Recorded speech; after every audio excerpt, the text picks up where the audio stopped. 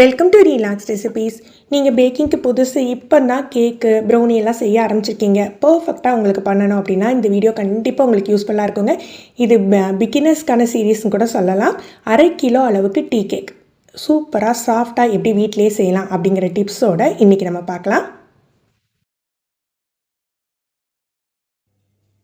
முதல்ல மாவை சலிச்சுக்கலாம்.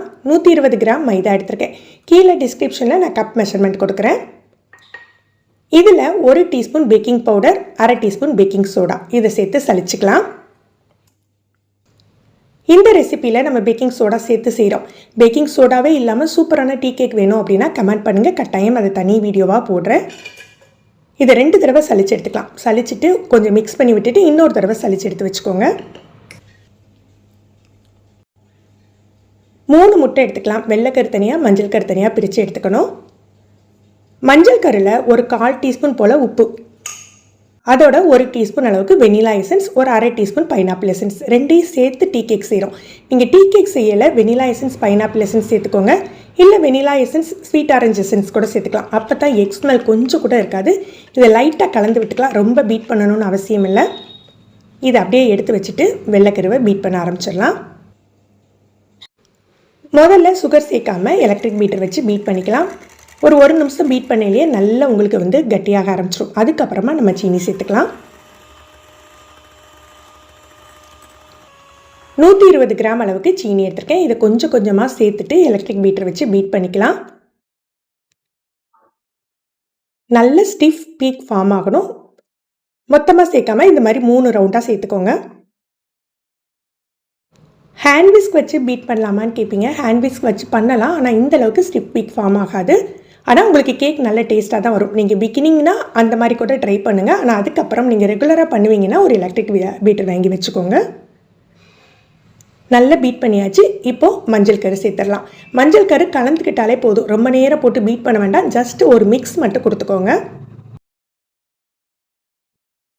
இப்போ 75 ml வாசனை இல்லாத எண்ணெய் ரிஃபைண்ட் ஆயில் எடுத்துக்கோங்க.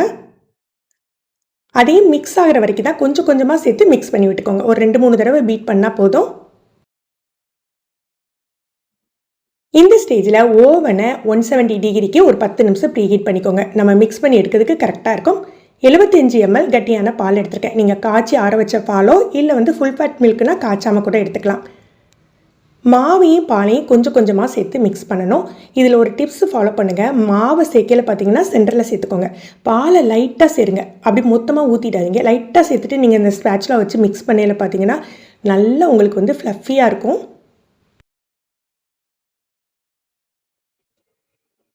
ஓவனை இதுக்கு முன்னால் நீங்கள் ப்ரீஹீட் பண்ணிக்கிட்டாலே உங்களுக்கு டைமிங் கரெக்டாக இருக்கும். நான் யூஸ் பண்ணுறது பார்த்தீங்கன்னா மார்பி ரிச்சர்ஸோட ஓடிஜி யூஸ் பண்ணுறேன், 60 லிட்டர்.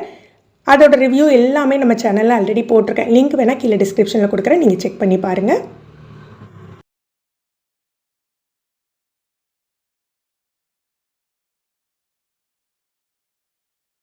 நல்ல மிக்ஸ் ஆகிட்டு நான் இன்றைக்கி எடுத்துருக்கிறது 6 இன்ச்சு டின்னு எடுத்திருக்கேன், ஸ்கொயர் டின்னு.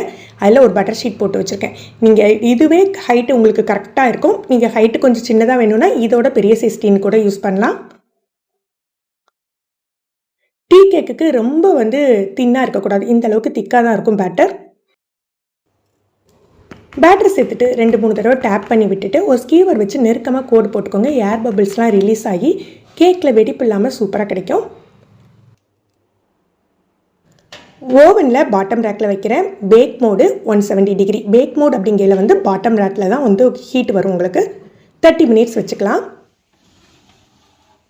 நல்ல பர்ஃபெக்டாக பேக் ஆகிட்டு என்ன மாதிரி கலர் வந்திருக்கு பாருங்களேன். உங்களுக்கு இந்த மாதிரி கலர் வரலைன்னா மறக்காமல் கமெண்ட் பண்ணுங்கள். அதுக்குரிய டிப்ஸை நான் உங்கள் கூட ஷேர் பண்ணுறேன். இல்லை உங்களுக்கு தனி வீடியோவாகவே உங்கள் டவுட்டுக்கு நான் தனி வீடியோவாகவே போடுறேன். இதை ஒரு கூலிங் ரேக்கில் போட்டுக்கலாம். கூலிங் ரேக்கில் போடையிலே பார்த்தீங்கன்னா அந்த லைன்ஸ் ஃபார்ம் ஆகிடும். நமக்கு கட் பண்ணுறதுக்கு ஈஸியாக இருக்கும். கேக்கோட டெக்ஸ்சர் கலர் பார்க்கையிலேயே உங்களுக்கு தெரியும். டீ கேக் அப்படிங்கிறதுனால ஓரங்களை கட் பண்ணி எடுத்துக்கலாம். எனக்கு எப்போதுமே இந்த ஓரங்கள் தான் பிடிக்கும். நல்ல ஒரு கிறிஸ்பியாக டேஸ்ட்டாக இருக்கிற மாதிரி இருக்கும். நீங்கள் விருப்பப்பட்ட சைஸில் பீஸ் போட்டுக்கலாம். நீங்களும் இதே அளவுகளோட இந்த ரெசிபி ட்ரை பண்ணி பாருங்கள். ரொம்ப சூப்பரான ரிசல்ட் கிடைக்குங்க. இந்த வீடியோவில் ஏதாவது டவுட் இருந்தாலோ இல்லை உங்களுக்கு வேறு ஏதாவது வீடியோ தேவைப்பட்டாலும் மறக்காமல் கமெண்ட் பண்ணுங்கள். நீங்கள் நம்ம சேனலுக்கு புதுசாக இருந்தால் மறக்காமல் சப்ஸ்கிரைப் பண்ணி வச்சுக்கோங்க. ஏன்னா இந்த மாதிரி பிகினர்ஸ்க்குரிய நிறைய ரெசிபீஸ் பேக்கிங் வீடியோஸ் நம்ம சேனலில் வரப்போகுது. தேங்க்யூ.